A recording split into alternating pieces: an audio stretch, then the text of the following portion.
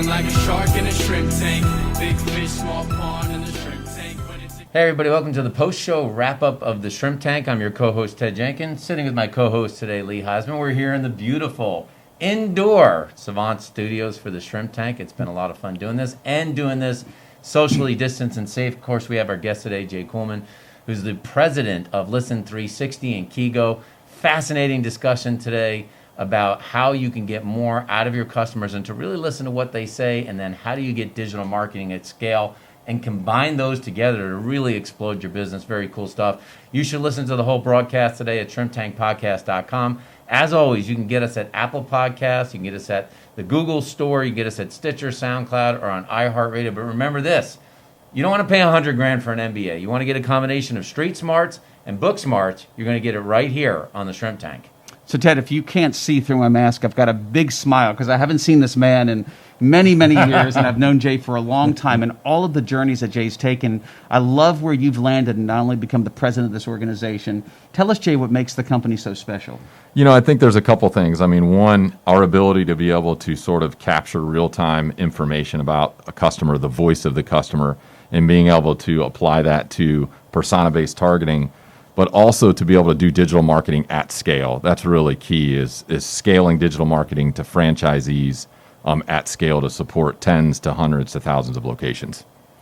Jay, this has been, I've heard a million different terms that I don't think I want to hear anymore. The new normal, unprecedented, and things like that. But you actually took over two cultures from two different companies, came in as the president, had to merge them together and do it all through basically a digital format.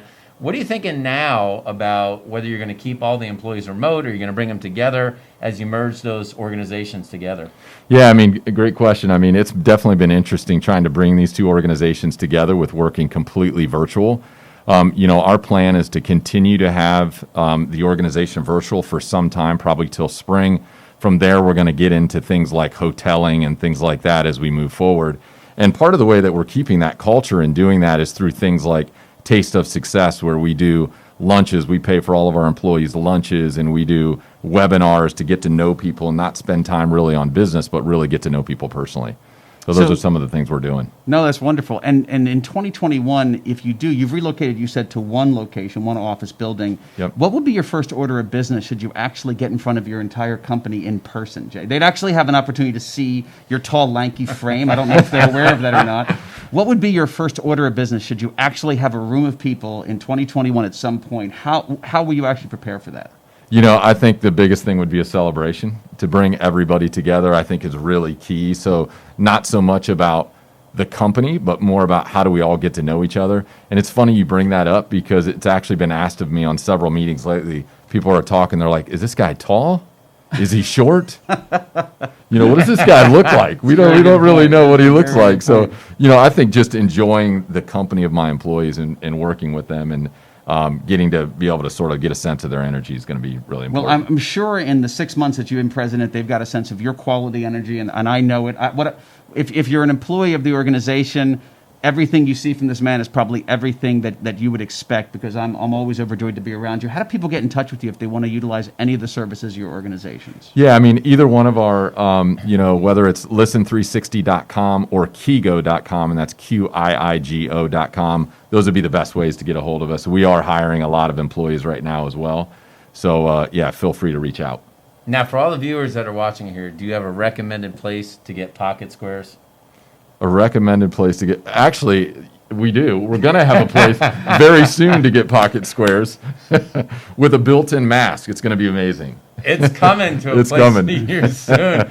We had a great conversation today, and it's funny because all business owners will tell us all the time, I wish I could get all my clients through referrals, right? It's the best and easiest type of customer that you want to get, and I want to get more repeat customers that look like my ideal client. And I know it's holiday time right now, but the word that you want to put in your head is apostle. That is what we all want in our businesses, people that not only like our business, but they love it so much that they'll talk about it. The problem is, do you have a way to do that? And what Jay talked about today is a super idea in Listen 360, because if you could gather your client's information and you knew what their persona was, you too could then market them to get more and more of those clients that go into your door. And think about that. Do you have the data in your business? Do you know what your customers are thinking? Because when you do, the power is in your hand. And that's your post-show wrap-up of the Shrimp Tank. I've been feeling like a shark in a shrimp tank. Big fish, small pond in the shrimp